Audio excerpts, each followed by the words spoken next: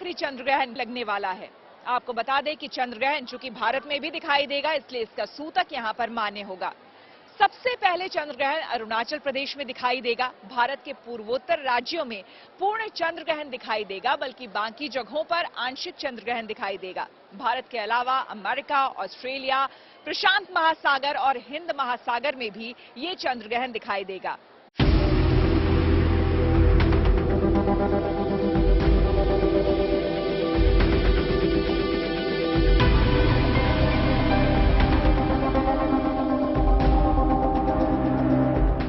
पृथ्वी से 3,84,000 किलोमीटर की दूरी पर हमारा चंद्रमा स्थित है। धरती पर रात के अंधकार में रोशनी देने वाला हमारा चांद बेहद खूबसूरत दिखाई देता है। लेकिन क्या आपने कभी सोचा कि अगर चंद्रमा नहीं होता तो धरती का क्या होता? चांद के नहीं होने की वजह से हमें चंद्र ग्रहण या सूर्य ग्रहण नहीं दिखाई देगा। चंद्रमा की अनुपस्थिति में सूरज को रोकने वाली कोई वस्तु नहीं होगी। इस वजह से सूर्य ग्रहण नहीं होगा, जबकि बिना चांद के चंद्र ग्रहण हो ही नहीं सकता।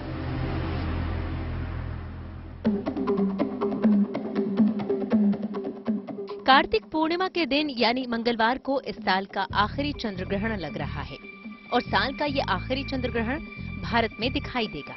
पंचांग के मुताबिक कार्तिक शुक्ल पक्ष की पूर्णिमा तिथि को देव दीपावली मनाई जाती है।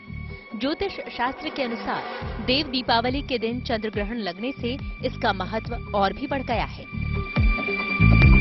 हालांकि काशी में इस बार देव दीपावली चंद्र ग्रहण की वजह से एक दिन पहले यानी आज मनाई जा रही है।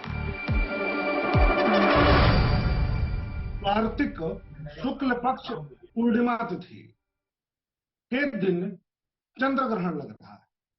चंद्र ग्रहण इस साल मेष राशि और भरणी नक्षत्र पर लग रहा है। चंद्र ग्रहण का जो समय है वह 8 नवंबर 2022 दिन मंगलवार को भारतीय मानक समय के अनुसार यदि बात किया जाए तो शाम को 5:09 से आरंभ होकर के मध्य होगा लगभग 5:13 पर और ग्रहण का जो मोक्ष होगा वह 6:19 रात्रि में होगा 8 नवंबर 2022 को।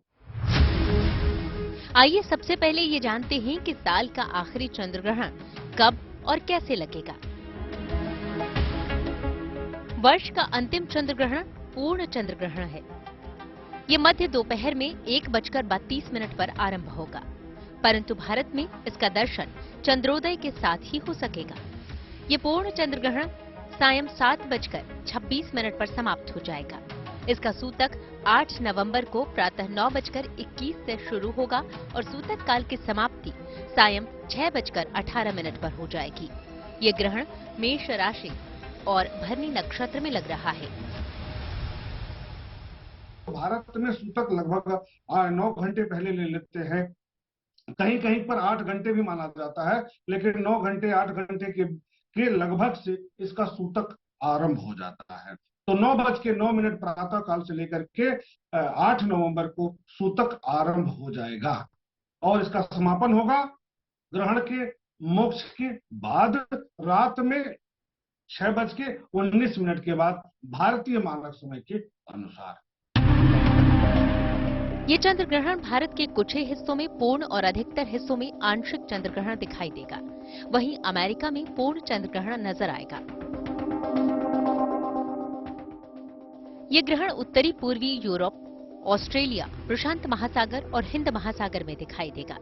भारत में पूर्ण ग्रहण केवल पूर्वी भागों में दिखाई देगा। आंशिक ग्रहण भारत के अधिकांश हिस्सों में दिखेगा। कोलकाता, पटना, सिलीगुड़ी, रांची और गुवाहाटी में पूर्ण चंद्र ग्रहण के दर्शन होंगे। तो क्या इस ग्रहण का महत्व है हिंदुस्तान में, भारत में कहां-कहां दिखेगा?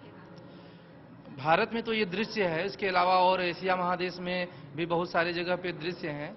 तो हम तो अपने पहले भारत का ही लेकर के चलेंगे और यहाँ के समयानुसार उसका सूर्योदय हमारा जब होगा, मतलब चंद्र ग्रहण जब होता है तो चंद्रोदय देखा जाता है कि चंद्रोदय कितना बज के कितना मिनट पे लग रहा है। तो चंद्रोदय हमारा यहाँ पे मतलब भारत में 5:20 से लगेगा। तो 5:20 से लगते ही चंद्र ग्रहण पहले ही प्रारंभ हो जा रहा है 12 बजे ही जो चंद्र ग्रहण लग रहा है। लेकिन भारत में चंद्रोदय 5:20 पे है, तो जब चंद्रोदय होगा तभी हम ग्रहण का मान्य करेंगे। चंद्र ग्रहण के दौरान कुछ विशेष उपाय किए जाने का भी प्रावधान है, जिससे विशेष लाभ होते हैं। स्नान करके स्वच्छ वस्त्र धारण करें और भगवान शिव के समक्ष बैठें। घी का दीपक जलाएं और शिवजी को सफेद फूल अर्पित करें। इसके बाद या तो शिव तांडव स्तोत्र का पाठ करें या ओम चंद्रशेखराय नमः का जाप करें। पूजा के उपरांत शिवजी की कृपा की प्रार्थना करें। ग्रहण का वक्त क्या रहेगा? ग्रहण का वक्त यहाँ 5:20 से ग्रहण प्रारंभ है और उसका मोक्ष शाम को फिर 6:20 पे है। तो मोक्ष हो जाने के बाद फिर पुनः शुभ कार्य प्रारंभ। अच्छा। वहीं चंद्र ग्रहण के दौरान कुछ ऐसे कार्य हैं जिन्हें जरूर करना चाहिए, क्योंकि उससे पुण्य लाभ होता है। चंद्र ग्रहण के दौरान ग्रहण के समय दान पुण्य करना चाहिए और किसी जरूरतमंद को अन्न, वस्त्र या धन का दान करना चाहिए। ग्रहण के समय अपने इष्ट देवी देवताओं की प्रार्थना या गायत्री मंत्र का जप करना चाहिए। वहीं ग्रहण खत्म होने के बाद स्नान करना चाहिए। ग्रहण के बाद मंदिर और पूरे घर में गंगाजल छिड़कना चाहिए। ऐसा करने से नकारात्मक ऊर्जा का नाश होता है। चंद्र ग्रहण पे अक्सर लोग अपने घर में रहते हैं, सूतक काल में अपने घर में रहते हैं, तो इस समय आप एक मंत्र का जाप कर सकते हैं। ओम त्र्यंबकम यजामहे सुगंधिम पुष्टिवर्धनम उर्वारुकमेव वंदनान मृत्युमूर्छि मामृतात्। इस मंत्र का जाप आप 108 बार करें या पूरे दिन अपने मन में लगातार इसको पढ़ते रहें। बहुत ही शुभ और बहुत ही लाभकारी फल ये मंत्र आपको चंद्र ग्रहण के दिन देकर जाएगा। ऐसे में सवाल उठता है कि आखिर चंद्र ग्रहण लगता क्यों है? खगोल शास्त्र के अनुसार जब पृथ्वी चंद्रमा और सूर्य के बीच में आती है तो चंद्रमा पर पृथ्वी की छाया पड़ती है और वो दिखाई नहीं देता। इसी स्थिति को चंद्र ग्रहण कहते हैं। वैसे तो चंद्र ग्रहण और सूर्य ग्रहण एक भौगोलिक घटना है, लेकिन ज्योतिष शास्त्र में इसका बहुत अधिक महत्व बताया गया है।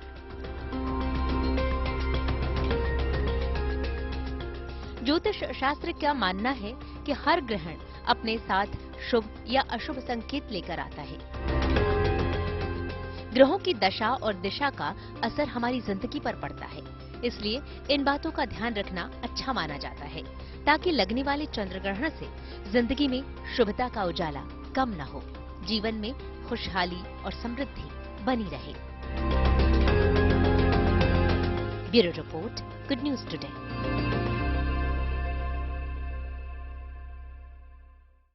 सूर्य ग्रहण हो या फिर चंद्र ग्रहण हो, ये सुनते ही लोगों के मन में न जाने एक अजीब सा डर समाने लगता है। लोग ज्योतिषियों से, महर्षियों से परामर्श करने लगते हैं। लोग चाहते हैं कि किसी भी तरह से अगर कुछ नकारात्मकता है तो वो उनके जीवन से दूर हो जाए। लेकिन हमारे वैदिक संस्कृति में आपको बता दें कि हमेशा इस बात का उल्लेख है कि अगर कुछ भी अमंगल है आपके आसपास या होने की संभावना होती है तो कोई ना कोई उसमें गुंजाइश जरूर होती है जिससे आप अमंगल को मंगल में बदल सकते हैं। महर्षि वेदव्यास के ग्रंथों में भी इस बात का उल्लेख है कि इस तरह के ग्रहण के बाद अनुष्ठान या फिर यज्ञ करके अमंगल को मंगल में बदला जा चुका है।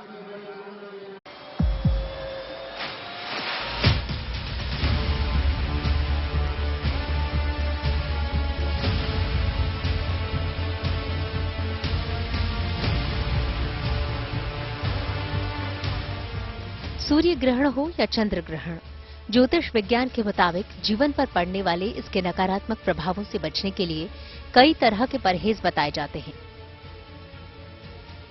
खगोल शास्त्रियों की माने तो ग्रहण के दौरान धरती पर पड़ने वाले सूर्य की किरणों का घटना बढ़ना एक सामान्य घटना है, लेकिन ज्योतिष वेदों की मान्यताएं इस ओर इशारा करती हैं कि खगोलीय घटनाओं का सीधा हमारे जीवन से जुड़ाव है, क्योंकि इन घटनाओं से धरती के ऊर्जा स्तर में उलटफेर होती है जो हमें बेहद प्रभावित करती है। 8 नवंबर यानी कल लगने वाला चंद्र ग्रहण साल 2022 की अंतिम खगोलीय घटना बताई जा रही है। इस चंद्र ग्रहण की वजह से जीवन पर पड़ने वाले अमंगल प्रभावों को दूर कर उसे मंगलकारी बनाया जा सकता है।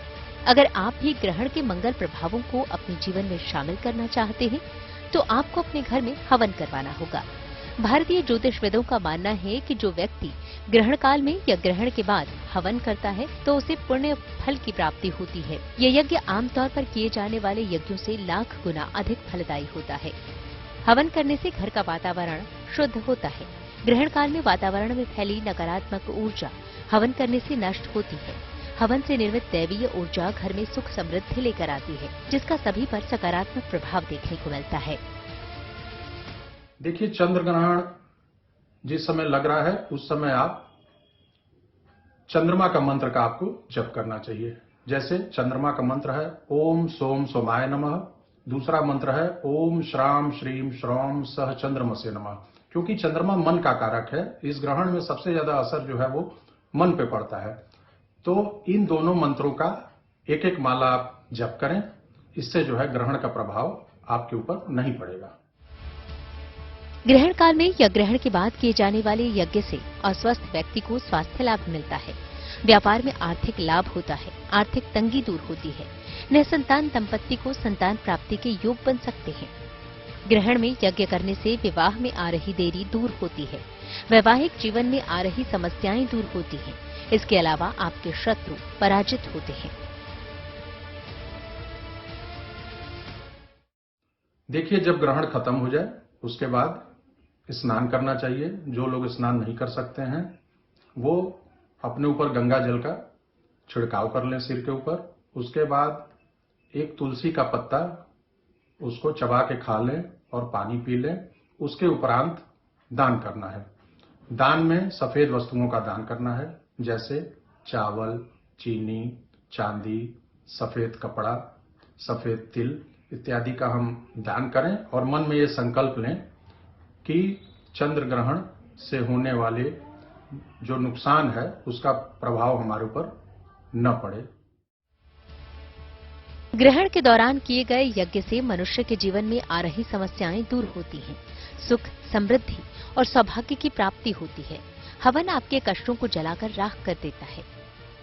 ग्रहण को लेकर तरह तरह की भ्रांतियां लोगों के मन में होती हैं, लेकिन अपनी समझबूझ से ग्रहण में पड़ने वाले अमंगल प्रभावों को भी मंगल में तब्दील कर सकते हैं। Bureau report, good news today. ज्योतिष में ग्रहण को अशुभ घटना माना गया है, इसीलिए कई ऐसी चीजें हैं जिसमें मनाही की गई है इस खास तौर पर ग्रहण काल के दौरान करने के लिए। आपको बता दें कि ज्योतिष के अनुसार पूजा पाठ या फिर कोई भी शुभ और मांगलिक कार्य आप इस दौरान यानी कि ग्रहण काल के दौरान नहीं कर सकते हैं। इसीलिए इस दौरान तमाम मंदिरों के पट बंद होते हैं, पूजा पाठ करने की मनाही होती है। लेकिन हाँ, साथ ही अगर भगवान का आप स्मरण करें, उनका जप करें, उनके नाम का जप करें, भजन कीर्तन करें, तो उससे कई गुना ज्यादा फल की प्राप्ति भी होती है। इसके साथ ही साथ शास्त्रों में भी कई ऐसी चीजों का उल्लेख है जो बताया गया है कि ग्रहण काल के दौरान आपको बिल्कुल नहीं करना चाहिए। देखिए,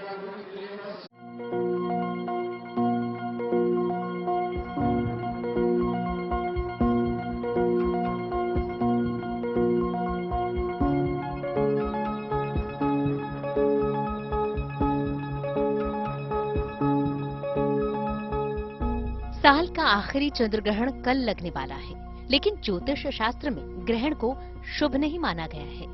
मान्यता है कि इस दौरान किसी भी प्रकार के शुभ कार्य नहीं करने चाहिए। साथ ही इस समय मंदिरों में पूजा पाठ करना भी मना होता है।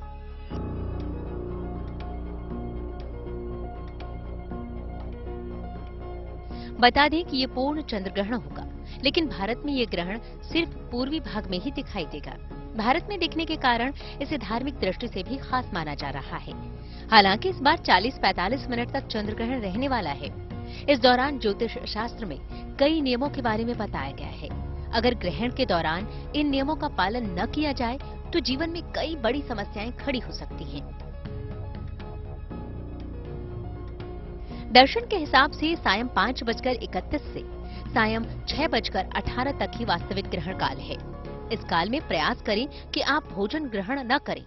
इस समय में जिस भी ईश्वर के स्वरूप की उपासना करती हूँ उसकी उपासना करें, अन्यथा इस समय में भगवान के नाम का भजन कीर्तन करें। ग्रहण काल के समाप्त हो जाने के बाद संभव हो तो स्नान कर लें या हाथ पैर धोकर कुछ न कुछ चंद्रमा की वस्तुओं का दान करें। चावल, चीनी, दूध, नारियल और चांदी का दान शुभ होगा। गर्भवती महिलाओं को इस काल में श्री कृष्ण की उपासना करनी चाहिए। ग्रहण के नियम बीमार, वृद्ध और बच्चों पर लागू नहीं होते। ज्योतिषीय दृष्टि से अगर हम बात करते हैं तो चंद्रमा पर राहु का प्रभाव, चंद्रमा पर केतु की साया जब होती है या प्रभाव राहु से पीड़ित होते हैं चंद्रदेव, तब उस स्थिति में चंद्र ग्रहण का संयोग बनता है, योग बनता है। चंद्र ग्रहण में कुछ सावधानियां भी बरती जाती हैं, ध्यान भी रखा जाता है। सूतक काल में भी कुछ नियमों का पालन करना नितांत आवश्यक होता है। ज्योतिष शास्त्र में ग्रहण को अशुभ घटना माना जाता है। ऐसे में गर्भवती महिला को अपना खास ख्याल रखना चाहिए। कहते हैं कि इस दौरान गर्भवती महिलाएं घर से बाहर कदम न रखें, क्योंकि चंद्र ग्रहण का नकारात्मक प्रभाव गर्भ में पल रहे बच्चे पर भी पड़ सकता है। ऐसे में सवाल ये भी है कि इस ग्रहण का देश पर और जनता पर क्या असर पड़ेगा। लोगों में विद्वेष बढ़ेगा, पड़ोसी देशों से तनाव होगा, महंगाई और भ्रष्टाचार की समस्या बढ़ेगी। समुद्र तटीय इलाकों में आपदा के संकेत हैं। कोई बड़ी अग्नि से संबंधित या वायुयान दुर्घटना घट सकती है। चंद्र ग्रहण मेष राशि पर लगने के कारण जो मेष राशि के जातक हैं, मेष राशि के जो लोग हैं, उनको विशेष तौर पर सतर्क रहना चाहिए। पूर्णिमा तिथि का आरंभ है आज अर्थात 7 नवंबर 2022 दिन सोमवार को दिन में 3:57 से आरंभ होगा, जो कल अर्थात 8 नवंबर 2022 दिन मंगलवार को दिन में 3:53 तक व्याप्त रहेगा। ज्योतिष शास्त्र के अनुसार ग्रहण के दौरान नेगेटिव एनर्जी का प्रभाव पड़ जाता है, तो मन में सवाल ये भी उठता है कि इस ग्रहण का कारोबार पर क्या असर होगा। कारोबार में बड़े उतार चढ़ाव की संभावना बनती है। शेयर बाजार और कीमती धातुओं के व्यापारियों को सावधान रहना चाहिए। कर्ज का लेन देन इस समय सोच समझकर करना चाहिए। साझेदारी के मामले में सतर्कता बरतना जरूरी होगा। और सबसे बड़ा सवाल ये कि जब देश के 2 राज्यों गुजरात और हिमाचल प्रदेश में चुनाव हो रहे हैं और राजनीतिक दल अपनी जीत पक्की करने के लिए जोर शोर से प्रचार में जुटे हैं, तो राजनीति और राजनेताओं पर इस ग्रहण का क्या असर होगा। राजनीति में रिश्ते टूटेंगे भी और जुड़ेंगे भी। सत्तारूढ़ पार्टी को नुकसान ही होगा। किसी राजनेता के साथ दुर्घटना घट सकती है या किसी बड़े राजनेता का निधन हो सकता है। बड़े उम्र के राजनेताओं को सावधानी रखनी चाहिए। और आखिर में सबसे जरूरी सवाल ये कि अलग अलग राशियों पर ग्रहण का क्या प्रभाव पड़ेगा। साल के आखिरी ग्रहण से 4 राशियों मिथुन, कर्क, वृश्चिक और कुंभ के लिए लाभकारी साबित होगा। वहीं 4 राशियों मेष, वृष, कन्या और मकर के लिए हानि के योग लेकर आ रहा है। इसके अलावा बाकी 4 राशियों को ग्रहण के चलते मध्यम फल मिलेगा। बता दें कि 15 दिनों के अंदर ये दूसरा ग्रहण होगा। इससे पहले गोवर्धन पूजा पर सूर्य ग्रहण लगा था। अगर 15 दिनों के अंदर 2 ग्रहण होते हैं तो प्राकृतिक आपदाएं आती हैं या मौसम में अचानक बड़ा बदलाव हो सकता है। तेज हवा के साथ आंधी, भूकंप या लैंडस्लाइड होने की बड़ी आशंका बनी रहती है। इसके अलावा देश में तनाव और डर का माहौल भी हो सकता है। सीमाओं पर तनाव बढ़ सकता है। वहीं आतंकी घटनाओं में बढ़ोतरी भी हो सकती है। सरकार प्रशासन में किसी बात को लेकर डर रहेगा और कुछ जगहों पर दुर्घटनाएं बढ़ सकती हैं। Bureau report, good news today. उम्मीद है आपका दिन शुभ रहा, लेकिन कल की मंगल कामना के साथ आपको रहना है सावधान। फिलहाल मुझे यानी कि श्वेता झा को हरिद्वार से दीजिए इजाजत। फिर होगी आपसे मुलाकात, लेकिन तब तक आप लगातार पॉजिटिव खबरों के लिए बने रहें गुड न्यूज के साथ।